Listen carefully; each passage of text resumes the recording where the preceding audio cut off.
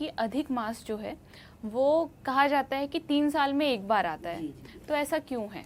देखिए, होता ये है कि हमारे मास की वृद्धि के लिए हमारी जो संख्याएं हैं, महीने एक अनुमान से सार्थक रूप से बनते रहे, 12 महीने में और एक्स्ट्रा की वृद्धि ना हो जाए।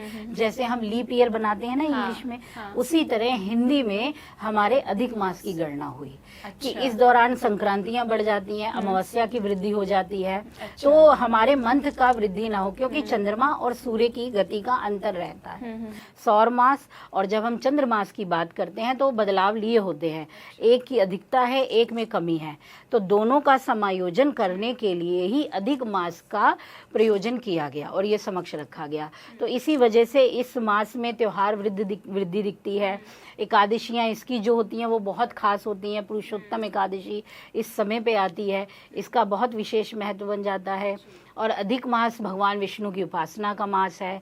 तो जितने भी आपके नेगेटिव कार्य हैं, जितने भी आपके भीतर की नकारात्मकता है, अगर मतलब किसी भी तरीके का आपका जो बंधन बना हुआ है, वो भी इस समय पे भगवान विष्णु की आराधना से टूटता है। तभी इस तरीके से इस अधिक मास को बहुत पूजनीय भी माना गया है। ठीक है, मतलब धार्मिक दृष्टि से अगर देखा जाए तो ये मास बहुत शुभ है, लेकिन मांगलिक कार्यों के लिए शुभ क्यों नहीं माना जाता? देखिए, इसका है कि ये मल मास भी कहलाता है। इसको ये कहा गया कि जो अधिकता आ गई ना, वो शुभता के लिए अनुकूल नहीं रही।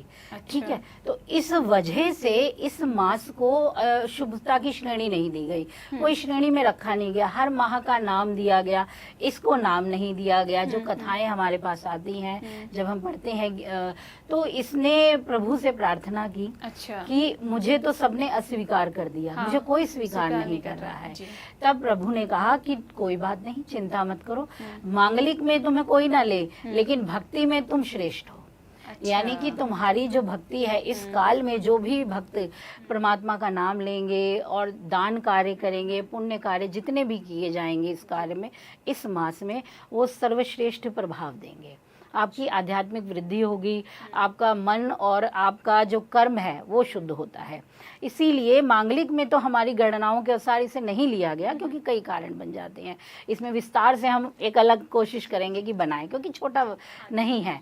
पर एक संक्षेप में मैं ये कहना चाहूँगी कि हाँ, इसमें कुछ ग्रह की स्थिति देखी जाती है और कुछ जो, क्योंकि ये एक ऐसा निषिद्ध समय हो जाता है ना, जो शुभ विवाह के लिए नहीं लिया जा सकता, संतान उत्पत्ति या नामकरण या गृह प्रवेश के लिए इसे रोक लिया जाता है, क्योंकि अतिरिक्त का प्रभाव आ गया है इसमें। तो इस वजह से इसे कहा गया कि इस दौरान भक्ति कीजिए, नाम जाप कीजिए, दान कार्य कीजिए, मंत्र जाप कीजिए, जो आप शुभता से अपने मन से कर सकें वो कार्य इस दौरान अवश्य कीजिए। इसी प्रकार की वीडियोस देखने के लिए हमें सब्सक्राइब करना ना भूलें और एस्ट्रोलॉजी से जुड़ी लेटेस्ट जानकारी के लिए डाउनलोड करें माई ज्योतिष ऐप।